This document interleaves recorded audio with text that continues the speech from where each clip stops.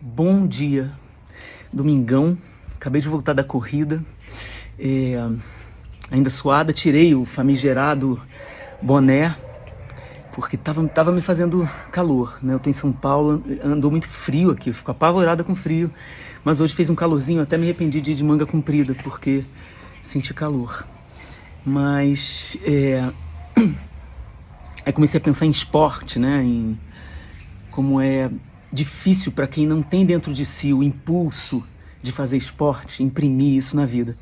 Acho que é melhor até nem pensar na palavra esporte, se você detesta, a princípio, assim, se é difícil para você, mas pensar em alguma atividade física. Eu quando era bem novinha, entrei para um colégio, conheci Mila Rondon, amiga querida até hoje, a gente se fala menos, mas a gente se gosta muito. Ela casou, mora lá no interior. Mas a Mila me levou, um dia disse pra mim, a gente era da mesma turma, ela disse: Zélia, eu tô fazendo escolinha de basquete, você não quer fazer também? Você é grande, quer dizer, naquela época eu era grande, porque hoje em dia as gerações foram ficando mais altas, né? É um fenômeno interessante. Mas eu com meu... Hoje eu tenho 1,71 m, mas eu estava crescendo, né? Para minha idade eu era meio grandona. Fui pro basquete e me apaixonei pelo esporte profundamente. Muito influenciada pela Mila. Depois eu conheci a Chutuca, as duas melhores jogadoras do time. Depois um dia entrou a Ana Cláudia pro nosso time, a mais alta de todas. A Ana Cláudia eu não tenho certeza, mas eu acho que ela devia ter quase 1,90 m. Era uma grande exceção, ela era muito importante pro nosso time.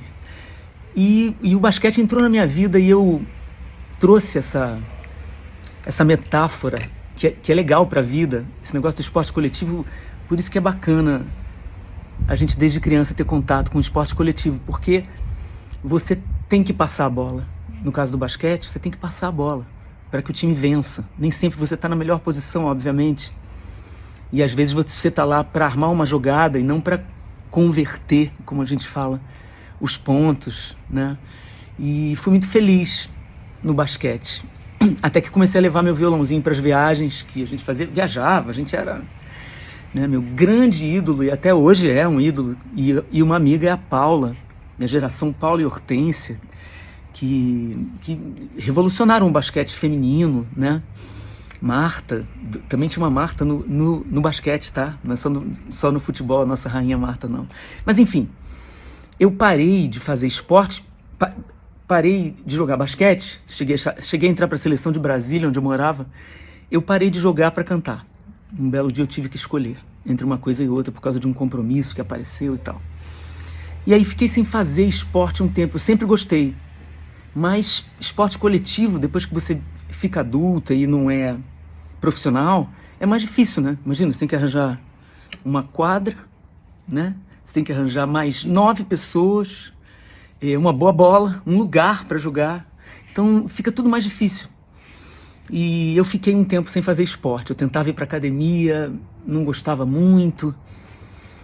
E aí foi quando a minha carreira deslanchou. E aí é uma vida um pouco insalubre mesmo, se você não fica atenta. É insalubre, é viagem para lá e para cá, e dorme tarde, levanta, é arrastado pro aeroporto, volta do aeroporto pro hotel pro teatro, aeroporto, volta para casa, você tá morta, não faz nada, enfim. Até que, um belo dia, eu comecei a querer correr, porque eu morava no Rio de Janeiro, onde até hoje eu tenho lá meu canto, num lugar muito bonito, chamado Urca, né? Urca é o bairro do Pão de Açúcar. E aí eu tinha lá uma vizinha que corria, começou a me incentivar, e eu achava chato correr. Eu via as pessoas na rua correndo, assim, suadas, magras. Eu dizia, nossa, isso é uma tortura. Mas o fato é que eu fui me apaixonando. Depois a minha amiga Michele Negri, que é 10 anos mais nova que eu, corre muito bem, tem muita determinação, me incentivou muito, eu comecei a correr mais com ela, e esse negócio tomou conta da minha vida. Era cantar e correr, cantar e correr. E até hoje, quando eu vou para um lugar cantar e eu vou ficar mais um tempo, por exemplo, 2 dias, 3 dias, a primeira coisa que entra na minha mala é o tênis de corrida. E quando eu estava no auge mesmo, eu me informava em relação à cidade que eu ia, onde que os corredores corriam. Então, em tal parque, em tal lugar. Eu acordava cedo e ia correr. Enfim, é um vício muito gostoso de se ter, quem corre sabe. Até que uma amiga muito querida, que também adora esporte, adora correr, lá de Juiz de Fora, a Silvia, me deu um livro de um cara chamado Jim Karnazes. E o Jim Karnazes é um super-herói. Para mim, é um super-herói, um super-atleta. Um cara que hoje já está mais velho, mas continua correndo. E ele fez um projeto com a North Face, que é uma empresa de roupa de esporte, sei lá mais o que, de frio, né? Roupas de esporte de inverno e roupas de frio. E essa empresa patrocinou um projeto com o Jim Karnazes. E o livro tem o nome do projeto, que é 50 maratonas em 50 dias. Claro que ninguém vai fazer isso, só ele que fez isso. Ele correu uma maratona por dia, 50 dias consecutivos. E o livro é a descrição desses dias. É muito interessante para quem corre, para quem tem curiosidade, para quem gosta de uma linda história. Porque o Jim Karnazes, ele corria com as pessoas comuns. Por exemplo, se ele veio correr aqui, mas não foi esse projeto exatamente. E eu não conheço ele, infelizmente, porque ele é meu herói. Então, por exemplo, ele vem correr na sua cidade, tá? Você pode se inscrever na maratona e correr com ele. E ele ia correndo e colhendo histórias das pessoas. O que as pessoas faziam para ter tempo de correr.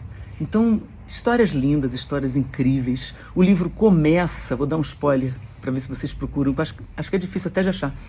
O livro começa com ele casando de novo com a companheira dele de muitos anos. Se não me engano, ele tem 2 filhos já com essa mulher, está todo mundo adulto já. E ele é uma cerimônia, aí você sente que é uma cerimônia que tem muita gente. Aí ele confirma os votos dele com a mulher. E esse era o primeiro dia do projeto. Depois que acaba a cerimônia, o padre tira a batina, está com roupa de corredor, ele também, e começa a primeira maratona desses 50 dias. É emocionante, é muito legal. E o Jim Karnazes, ele dá dicas durante o livro. E dicas que nós, que somos pessoas comuns, em termos de corrida, podemos seguir. Eu não lembro de todas, tinha a ver com suplementação, ou como se alimentar, isso e aquilo. Mas 2 coisas ficaram na minha vida que eu adoro e que eu passo adiante quando alguém me pergunta. A primeira, bastante curiosa. Ele propõe que você pare de ouvir música durante as corridas. Porque eu, quando comecei a correr, era um acontecimento. A primeira maratona que eu fiz, eu escrevi para vários amigos pedindo músicas para eles. Fiz uma playlist dos amigos comigo. E era uma coisa que, né, você vira a estrela de cada clipe. Eu fui o Prince durante alguns anos correndo. Botava uma música do Prince e eu ia correndo achando que eu era ele naquela música sensacional, achando que eu era a estrela do clipe. E é gostoso, quem faz isso deve gostar. E eu não sou contra, não. Mas o Jim Karnazes propôs, ele é meu herói, eu tentei. Por que ele propõe que você não ouça música? Porque ele acha que não deve haver um intermediário entre a sua corrida e você. Quer dizer, entre você e o lugar onde você está correndo. E o que você sente ao correr. E para mim, parecia impensável correr sem música. Mas para mim, então, que tem uma música no meu corpo, na minha alma, no meu dia a dia dessa maneira, foi bastante importante. Porque eu comecei a ouvir outras músicas, outros tipos de música, né? O que o ambiente está me dizendo. E nas corridas com muita gente, depois da partida, você começa a ouvir os tênis no chão. É uma percussão. E você começa a viajar. E eu me viciei em correr sem música. É uma delícia, porque você abre a porta e vai. No caso do Rio de Janeiro. Aqui em São Paulo nem sempre é assim. Você tem que abrir a porta do carro e vai. Você tem que entrar num carro para achar um lugar para correr. E tudo bem, mas os lugares são diferentes. E então, correr sem música é uma coisa que me dá prazer hoje em dia. Já há muitos anos. E a outra coisa que é muito interessante é você estabelecer pequenos objetivos. Então, por exemplo, você está correndo, você está terminando o seu tempo, ou você está cansada.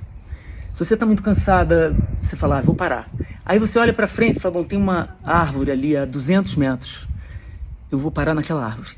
Aí você se força mais um pouquinho. Vai. Chegando na árvore, você tem mais adiante ali uma bicicleta estacionada ali vou correr até aquela bicicleta. Coisas pequenas e que vão te dando mais resistência, sei lá, são pequenos desafios que você faz com você mesmo. Para mim, correr é uma terapia. É a hora que eu converso comigo, o fluxo de pensamento é meio interrompido na corrida, no meu caso. Mas muitas coisas eu consigo pensar, apurar sobre mim mesma, sobre alguns assuntos que estão, às vezes, me torturando. Às vezes até conseguir abandonar esses pensamentos de labirinto, né, onde a gente fica correndo atrás do próprio rabo sem conseguir resolver. É bom também abandonar um pouco, deixar aquilo maturar, ou não, ou abandonar mesmo, se der para abandonar. O fato é que eu tô aqui num domingo me sentindo muito bem, porque eu consegui correr. Corri gostoso aqui, achei meu caminho para correr. Tô aqui na casa onde eu passei a pandemia, tenho o privilégio de ter um quintalzinho, aquilo ali é uma jabuticabeira, que dá jabuticabas enormes. E tem ainda aquele pedacinho de quintal onde eu gravei o clipe Onde é que isso vai dar? Se vocês não viram ainda, vão no meu canal ver. Então agora vou ler um pouco, que eu tô terminando um livro que eu tô amando.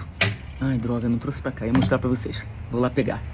Eu tô terminando um livro chamado A Porta, de uma autora húngara chamada Magda. Procurem, é muito interessante, uma ficção muito bem escrita, uma personagem principal maravilhosa. E depois eu vou ler esse aqui, que eu já comecei, que é sensacional. Olga Tokarczuk. É uma mulher que ganhou o prêmio Nobel e já vi que eu vou gostar muito. Não é ficção, mas é muito útil. Então tá, chega, já tá grande esse vídeo. Se você chegou até aqui, obrigada. Vai fazer alguma coisa, se mexe. Sabe por quê? A conta chega e você vai se sentir bem. E a vida é hoje. Beijo, bom domingo.